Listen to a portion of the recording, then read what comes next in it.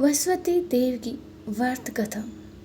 वसुवती वार व्रत महत्म एवं विधि। इस व्रत को करने से समस्त इच्छाएं पूर्ण होती हैं और वसुवती महाराज प्रसन्न होते हैं। धन, विद्या, पुत्र तथा मनोवांछित फल की प्राप्ति होती है। परिवार में सुख तथा शांति बनी रहती है। इसीलिए यह व्रत सर्वश्रेष्ठ और अति फलदायक है। इस व्रत में केले का पूजन ही करें। कथा और पूजन के समय मन, कर्म और वचन से शुद्ध होकर मनोकामनाएं पूर्ति के लिए वसुवती देव से प्रार्थना करनी चाहिए। दिन में एक समय ही भोजन करें। भोजन चने की दाल आदि का ही करें। नमक न खाएं। पीले वस्त्र पहने। पीले फलों का प्रयोग करें। पीले चंदन से पूजा करें। पूजा के बाद भगवान वसुवती की कथा सुननी चाहिए। वसुवतीवार व्रत कथा प्राचीन समय की बात है। एक बड़ा ही प्रतापी तथा दानी राजा था। वह प्रत्येक गुरुवार को व्रत रखता एवं पूजा करता। यह उसकी रानी को अच्छा न लगता। न वह व्रत करती और न ही किसी को एक पैसा भी दान में देती। राजा को भी ऐसा करने से मना किया करती। एक समय की बात है कि राजा शिकार खेलने वन को चले गए। घर पर रानी और दासी थी। उस समय गुरु वसुवती देव साधु का रूप धारण कर राजा के दरवाजे पर भिक्षा मांगने आए। साधु ने रानी से भिक्षा मांगी तो वह कहने लगी, हे साधु महाराज, मैं इस दान पुण्य से तंग आ गई हूँ। आप कोई ऐसा उपाय बताएं जिससे ये सारा धन नष्ट हो जाए और मैं आराम से रह सकूं। साधु रूपी वसुवती देव ने कहा, हे देवी, तुम बड़े ही विचित्र हो। संतान और धन से भी कोई दुखी होता है। अगर तुम्हारे पास धन अधिक है तो इसे शुभ कार्यों में लगाओ, जिससे तुम्हारे दोनों लोग सुधरेंगे। परंतु साधु की इन बातों से रानी खुश नहीं हुई। उसने कहा, मुझे ऐसे धन की आवश्यकता नहीं है जिसे मैं दान दूं तथा जिसको संभालने में ही मेरा सारा समय नष्ट हो जाए। साधु ने कहा, यदि तुम्हारी ऐसी ही इच्छा है तो जैसा मैं तुम्हें बताता हूँ तुम वैसा ही करना। वसुवतीवार के दिन तुम घर को गोबर से लीपना। अपने केसों को पीली मिट्टी से धोना। केसों को धोते समय स्नान करना। राजा से कहना कि वे हजामत करवाने जाए और भोजन में मांस मदिरा खाना। कपड़ा धोबी के यहाँ धुलने डालना। इस प्रकार 7 वसुवतीवार करने से तुम्हारा समस्त धन नष्ट हो जाएगा। इतना कहकर साधु बने वसुवती देव अंतर्ध्यान हो गए। साधु के कहे अनुसार करते हुए रानी को केवल 3 ही वसुवतीवार बीते थे कि उनकी समस्त धन संपत्ति नष्ट हो गई। भोजन के लिए अब परिवार तरसने लगा। एक दिन राजा रानी से बोला, हे रानी, तुम यहीं रहो, मैं दूसरे देश को जाता हूँ, क्योंकि यहाँ पर मुझे सभी जानते हैं, इसीलिए मैं यहाँ कोई छोटा कार्य नहीं कर सकता। ऐसा कहकर राजा परदेश चला गया। वहाँ वह जंगल से लकड़ी काट कर लाता और शहर में बेचता। इस तरह वह अपना जीवन व्यतीत करने लगा। इधर राजा के बिना रानी और दासी दुखी रहने लगे। एक समय जब रानी और दासी को 7 दिन बिना भोजन के रहना पड़ा तो रानी ने अपनी दासी से कहा, हे दासी, पास ही के नगर में मेरी बहन रहती है। वह बड़े ही धनवान है। तू उसके पास जा और कुछ ले आ ताकि थोड़ा बहुत गुजर बसर हो जाए। दासी रानी की बहन के पास गई और उस दिन बृहस्पतिवार था। रानी का बहन उस समय बृहस्पतिवार की कथा सुन रही थी। दासी ने रानी की बहन को अपनी रानी का संदेश दिया, लेकिन रानी की बहन ने कोई उत्तर नहीं दिया। जब दासी को रानी की बहन से कोई उत्तर नहीं मिला तो वह दुखी हुई और बहुत दुखी हुई। उसे क्रोध भी आया। दासी ने वापस आकर रानी को सारी बात बता दी। सुनकर रानी ने अपने भाग्य को कोसा। उधर रानी की बहन ने सोचा कि मेरी बहन की दासी आई थी, परंतु मैं उससे नहीं बोली, इससे वह बहुत दुखी हुई होगी। कथा सुनकर और पूजन समाप्त कर वह अपनी बहन के घर गई और कहने लगी, हे बहन, मैं बृहस्पतिवार का व्रत कर रही थी, तुम्हारी दासी गई थी, परंतु जब तक कथा होती है तब तक न ही उठते हैं और न ही बोलते हैं, इसीलिए मैं नहीं बोली। कहो दासी, क्यों गई थी? रानी बोली, बहन, हमारे घर अनाज नहीं था। ऐसा कहते कहते रानी की आंखें भर आई। अपने दासियों समेत भूखा रहने की बात भी अपनी बहन को बता दी। रानी की बहन बोली, बहन देखो, बृहस्पति देव भगवान सबकी मनोकामनाएं पूर्ण करते हैं। देखो, शायद तुम्हारे घर में भी अनाज रखा हो। ये सुनकर दासी घर के अंदर गई। वहां उसे एक घड़ा अनाज का भरा मिल गया। उसे बड़े ही हैरानी हुई, क्योंकि उसे एक एक बर्तन देख लिया था। उसने बाहर आकर रानी को बताया। दासी रानी से कहने लगी, हे रानी, जब हमको भोजन नहीं मिलता तो हम व्रत ही तो करते हैं, इसीलिए क्यों ना इनसे व्रत और कथा की विधि पूछ ली जाए, हम भी व्रत किया करेंगे। दासी के कहने पर रानी ने अपनी बहन से कहा, बृहस्पतिवार व्रत के बारे में पूछा। उसकी बहन ने बताया, बृहस्पतिवार के दिन व्रत में चने की दाल और मुनक्का से विष्णु भगवान का केले की जड़ में पूजन करें तथा दीपक जलाएं, पीला भोजन करें तथा कथा सुने।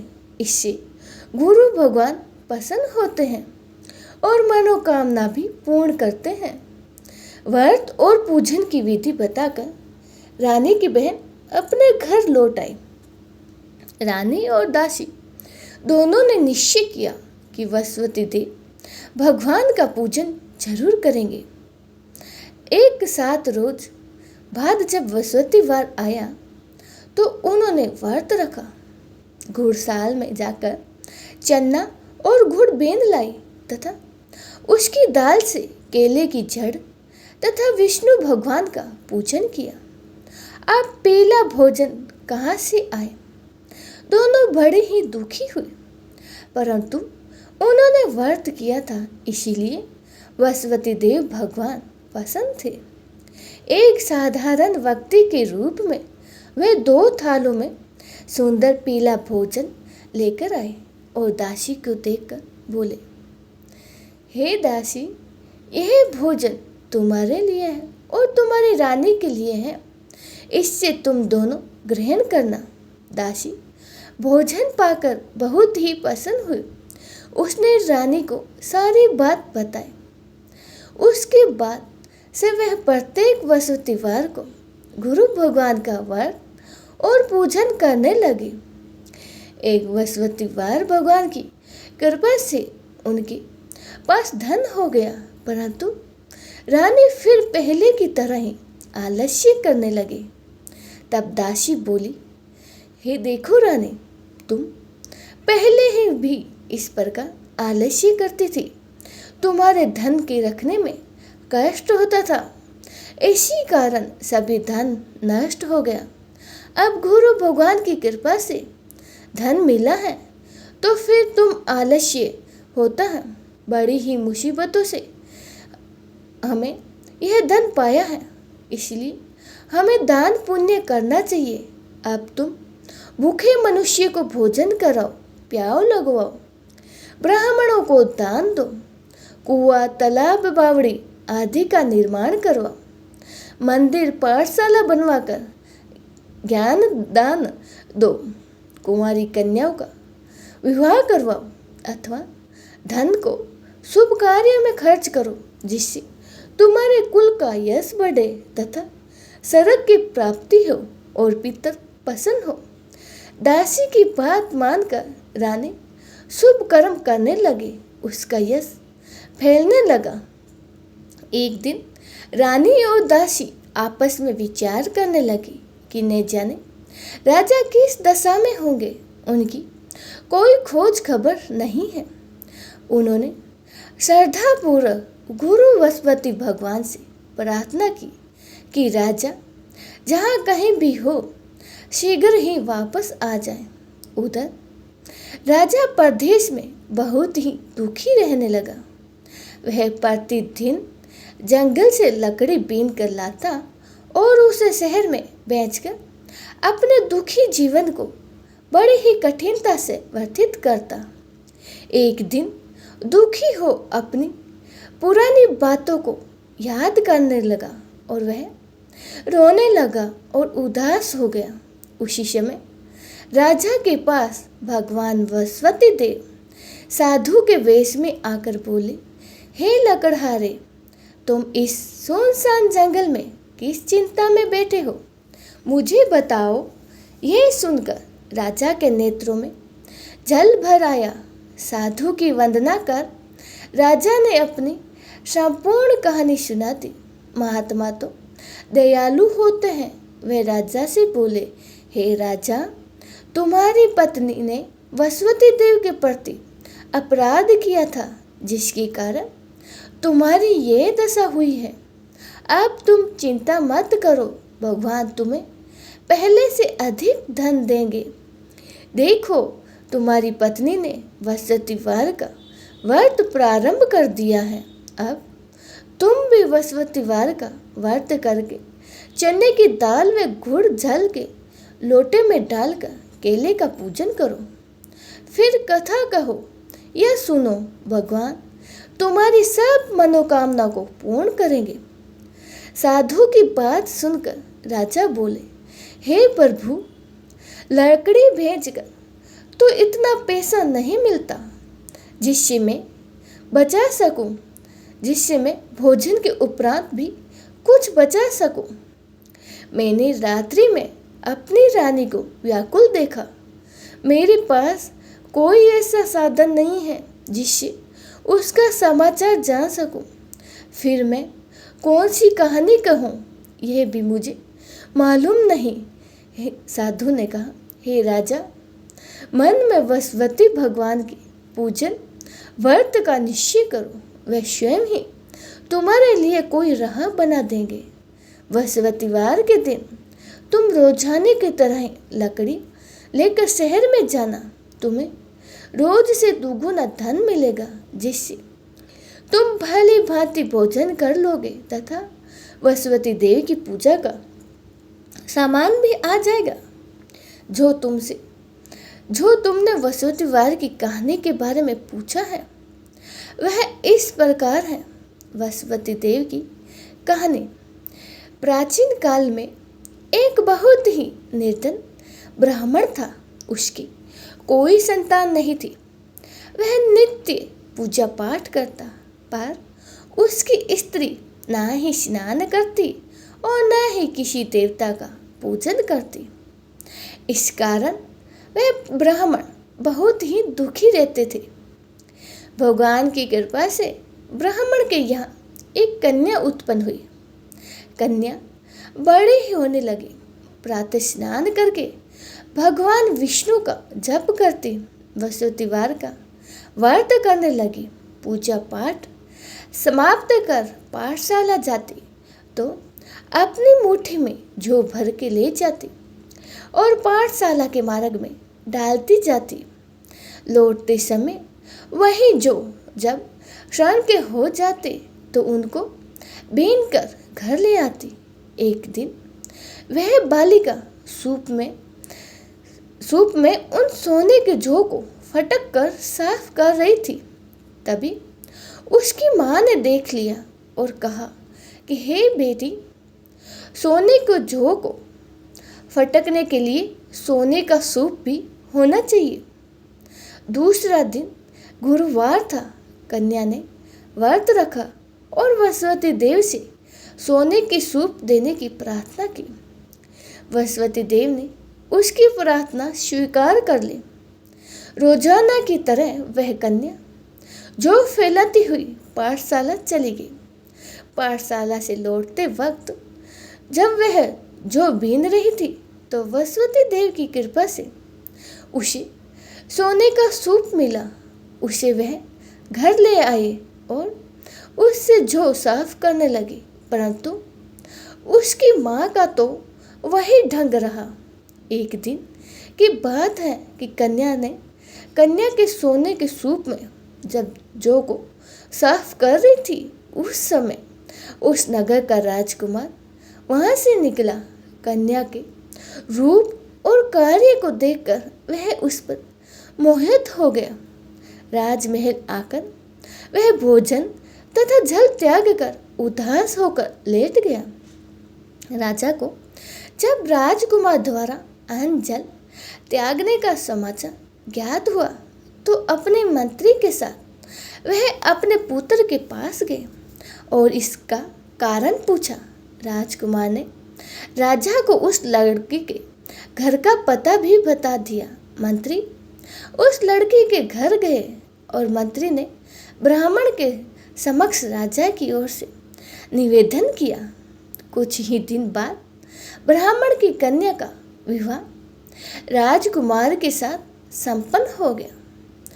कन्या के घर से जाते ही ब्राह्मण के घर पहले की भांति गरीबी का निवास हो गया। एक दिन दुखी होकर ब्राह्मण अपनी पुत्री से मिलने गए और बेटी ने पिता की अवस्था को देखा और अपनी माँ का हाल पूछा। ब्राह्मण ने सभी हाल कह सुनाया।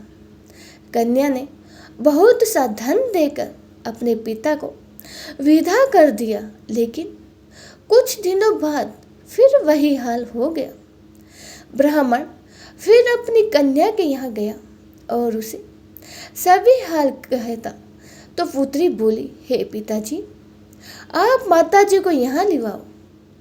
मैं उन्हें वह विधि बता दूंगी जिससे गरीबी दूर हो जाएगी। ब्राह्मण देवता अपनी स्त्री को साथ लेकर अपनी पुत्री के पास राजमहल पहुँचे तो पुत्री अपनी माँ को समझाने लगी। बोली कि हे माँ, तुम प्रातः का स्नान आदि करके भगवान विष्णु जी का पूजन करो, तब सब दरिद्रता दूर हो जाएगी। परंतु उसकी माँ ने उसकी एक भी बात नहीं मानी। वह प्रातःकाल उठकर अपनी पुत्री की बची जूठन को खाने लगी। एक दिन उसकी पुत्री को बहुत गुस्सा आया। उसने अपनी माँ को एक कोठरी में बंद कर दिया।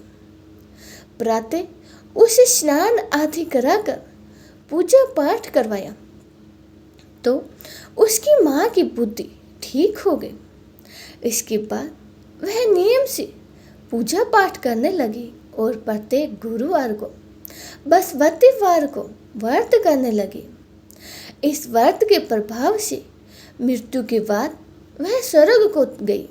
वह ब्राह्मण भी सुखपूर्वक इस लोक का सुख भोग कर स्वर्ग को प्राप्त हुआ। इस तरह ही कहानी कहकर साधु बने देवता वहां से लोप हो गए। धीरे धीरे समय व्यतीत होने लगा। फिर बृहस्पतिवार का दिन आया। राजा जंगल से लकड़ी काट कर शहर में बेचने गया। उस दिन उससे और दिनों से अधिक धन मिला। राजा ने चना गुड़ आदि लाकर वसुति व्रत किया। उस दिन से उसके सभी कलेश दूर हुए। परंतु जब अगले गुरुवार का दिन आया तो वह वसुवतीवार का व्रत करना भूल गया। इस कारण वसुपति देव भगवान नाराज हो गए। उस दिन उस नगर के राजा ने विशाल यज्ञ का आयोजन किया तथा उसने समस्त राज्य में घोषणा करा दी कि सभी मेरे यहाँ भोजन करने आवे। किसी ने अगर घर में चूल्हा जला लिया तो इस आज्ञा को जो नहीं मानेगा उसको फांसी दे दी जाएगी। राजा की आज्ञा अनुसार राज्य के सभी वासी राजा के भोजन में सम्मिलित हुए, लेकिन लकड़हारा कुछ देर से पहुंचा, इसीलिए राजा ने उसको अपने साथ महल में ले गए। जब राजा लकड़हारे को भोजन करा रहे थे तो रानी की दृष्टि उस खूंटी पर जा पड़ी जिस पर उसका हार लटका हुआ था। उसे हार खूंटी पर लटका दिखाई नहीं दिया तो रानी को निश्चय हो गया कि मेरा हार इसी लकड़हारे ने ही चुरा लिया है। उसी समय सैनिकों को बुलाकर उसको जेल में डलवा दिया। लकड़हारा जेल में विचार करने लगा कि जाने कौन सी पूर्व जन्म के कर्म से मुझे ये दुख प्राप्त हुआ है, और जंगल में मिले साधु को याद करने लगा। तत्काल ही वसुपति देव भगवान साधु के रूप में प्रकट हो गए और कहने लगे, अरे मूर्ख, तुमने वसुपति देवता की कथा नहीं की, इसी कारण तुझे ये दुख प्राप्त हुआ है। अब चिंता मत कर, वसुवतीवार के दिन जेल खाने के दरवाजे पर तुझे 4 पैसे पड़े मिलेंगे, जिससे तुम वसुवतीवार की पूजा करना और तेरे सभी कष्ट दूर हो जाएंगे। अगले वसुवतीवार को उसी जेल के द्वार पर 4 पैसे मिले। राजा ने पूजा का सामान मंगवाकर कथा वहीं करी और प्रसाद बांटा। उसी रात्रि में वसुपति देव ने उस राजा के नगर के राजा को सपन में कहा, हे राजा, तुमने जिसे जेल में बंद किया है उसे कल छोड़ देना, वह निर्दोष है। राजा प्रातःकाल उठा और खूंटी पर हार टंगा देकर लकड़हारे को बुलाकर क्षमा मांगी तथा राजा के योग्य सुंदर वस्त्र आभूषण भेंट कर उसे विदा किया। गुरुदेव की आज्ञा अनुसार राजा अपने नगर को चल दिया। राजा जब नगर के निकट पहुंचा तो उसे बड़ा ही आश्चर्य हुआ। नगर में पहले से अधिक बाग, तालाब और कुएं तथा बहुत सी धर्मशालाएं, मंदिर आदि बने हुए थे। राजा ने पूछा कि यह किसका बाग और धर्मशाला है। तब नगर के सब लोग कहने लगे कि ये सब रानी और दासी द्वारा बनाए गए हैं। राजा को बड़ा ही आश्चर्य हुआ और गुस्सा भी आया कि उनकी अनुपस्थिति में रानी के पास धन कहाँ से आया। राजा क्रोध में रानी के पास जाने लगा। तब उधर रानी को जब ये खबर सुनी कि राजा आ रहे हैं तो उसने अपनी दासी से कहा, हे दासी, देखो राजा हमको कितनी बुरी हालत में छोड़ कर गए थे। वह हमारी ऐसी हालत देखकर लौट ना जाए, इसीलिए तू दरवाजे पर खड़ी हो जा। रानी की आज्ञा अनुसार दासी दरवाजे पर खड़ी हो गई और जब राजा आए तो उन्हें अपने साथ महल में लिवा लाई। तब राजा ने क्रोध करके अपनी तलवार निकाली और रानी से पूछने लगे, बताओ यह धन तुम्हें कैसे प्राप्त हुआ। तब रानी ने सारी कथा कह सुनाई। तब राजा ने निश्चय किया कि मैं रोजाना दिन में 3 बार कहानी कहूँगा और रोज व्रत किया करूँगा। अब हर समय राजा के दुपट्टे में चने की दाल बंधी रहती थी तथा दिन में 3 बार कथा कहता। एक रोज राजा ने विचार किया कि चलो अपनी बहन के यहाँ हो आऊं। इस तरह का निश्चय कर राजा घोड़े पर सवार होकर अपनी बहन के यहाँ चल दिया। मार्ग में उसने देखा कि कुछ आदमी एक मुर्दे को लिए जा रहे हैं, तो उन्हें रोककर राजा कहने लगे, अरे भाई, मेरी वसवती वार की कथा सुन लो। वे बोले, लो, हमारा तो यहाँ आदमी मर गया, इसको अपनी कथा की पड़ी है। भाई, तुम अपनी कथा किसी और को सुनाना। राजा तभी वहाँ एक आदमी बोला, अच्छा, कहो, हम तुम्हारी कथा सुनेंगे।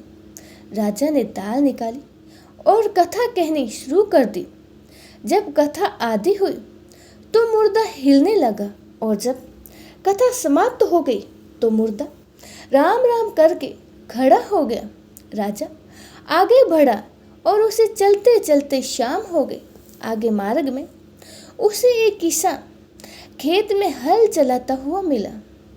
राजा ने उसे कथा सुनने को आग्रह किया, लेकिन वह नहीं माना। राजा आगे चल पड़ा। राजा के हटते ही बैल पाँच खाकर गिर गया तथा किसान के पेट में बहुत जोरों से दर्द होने लगा। उसी समय किसान की माँ रोटी लेकर आई। उसने जब देखा तो अपने पुत्र से सब हाल पूछा। बेटे ने सभी हाल बता दिया। बुढ़िया दौड़ी दौड़ी उस घुड़सवार के पास गई और उससे बोली, मैं तेरी कथा सुनूंगी, पर तू अपनी कथा को मेरे खेत पर चलकर कहना। राजा ने लौटकर बुढ़िया के खेत पर जाकर कथा कही। उसकी कथा सुनते ही बैल खड़ा हो गया तथा किसान के पेट का दर्द बंद हो गया। राजा अपनी बहन के घर पहुंच गया। बहन ने भाई की खूब मेहमान नवाजी की। दूसरे रोज प्रातःकाल राजा जागा तो वह देखने लगा कि सब लोग भोजन कर रहे हैं। राजा ने अपनी बहन से कहा, जब पूछा तो ऐसा कोई मनुष्य है जिसने भोजन नहीं किया हो, जो मेरी बृहस्पतिवार की कथा सुन ले। बहन बोली, हे भैया, ये देश ऐसा ही है। यहाँ लोग पहले भोजन करते हैं, बाद में ही कोई अन्य कार्य करते हैं। फिर वह एक कुम्हार के घर गई जिसका लड़का बीमार था। उससे मालूम हुआ कि उनके यहाँ 3 दिन से किसी ने भोजन नहीं किया। रानी ने अपने भाई की कथा सुनने के लिए कुम्हार से कहा तो वह तैयार हो गया। राजा ने आग जाकर बृहस्पतिवार की कथा कही, जिसको सुनकर उनका लड़का ठीक हो गया। अब तो राजा की प्रशंसा होने लगी। एक दिन राजा ने अपनी बहन से कहा, हे बहन, मैं अब अपने घर जा रहा हूँ, तुम भी तैयार हो जाओ। राजा की बहन ने अपनी सास से अपने भाई के साथ जाने की आज्ञा मांगी तो सास बोली, हाँ चले जा, मगर अपने लड़के को मत ले जाना, क्योंकि तेरे भाई के कोई संतान नहीं है। बहन ने अपने भाई से कहा, हे भैया, मैं तो चलूँगी, मगर मेरा कोई बालक नहीं चलेगा। अपनी बहन को भी छोड़कर दुखी मन से राजा अपने नगर को लौट चला। राजा ने अपनी रानी से सारी कथा बताई और बिना भोजन किए ही वह सैया पर लेट गया। रानी बोली, हे प्रभु, बृहस्पति देव ने हमें सब कुछ दिया है, वे हमें संतान अवश्य देंगे। उसी रात बृहस्पति देव ने राजा को सपन में कहा, हे राजा, उठ, सभी सोच त्याग दे, तेरी रानी गर्भवती है। राजा को यह जानकर बड़ी ही खुशी हुई। 90 महीने रानी के गर्भ से एक सुंदर पुत्र पैदा हुआ। तब राजा बोला, हे रानी, स्त्री बिना भोजन के रह सकती है, परंतु बिना कहे नहीं रह सकती। जब मेरी बहन आए तो तुम उसे कुछ मत कहना। रानी ने हाँ कह दी। जब राजा की बहन ने यह शुभ समाचार सुना तो वह बहुत खुश हुई तथा बधाई लेकर अपने भाई के यहाँ आई। रानी ने तब उसे आने का उलाहना दिया।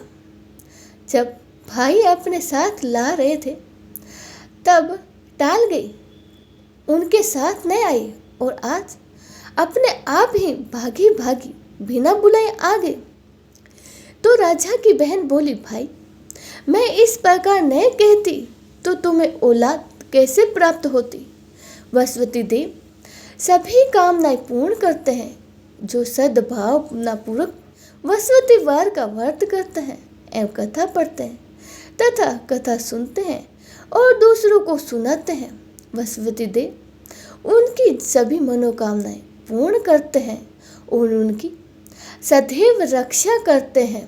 जो संसार में सद्भाव से गुरु भगवान का पूजन एवं व्रत सच्चे हृदय से करते हैं, उनकी सभी मनोकामनाएं वैसे ही पूर्ण होती हैं जैसे सच्ची भावना से रानी और राजा ने वसुवती देव की कथा का गुणगान किया तो उसकी सभी इच्छाएं वसुवती देव जी ने पूर्ण की।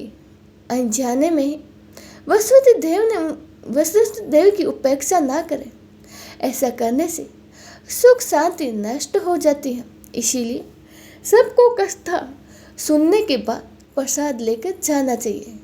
हृदय से उनका मनन करते हुए जयकार बोलना चाहिए।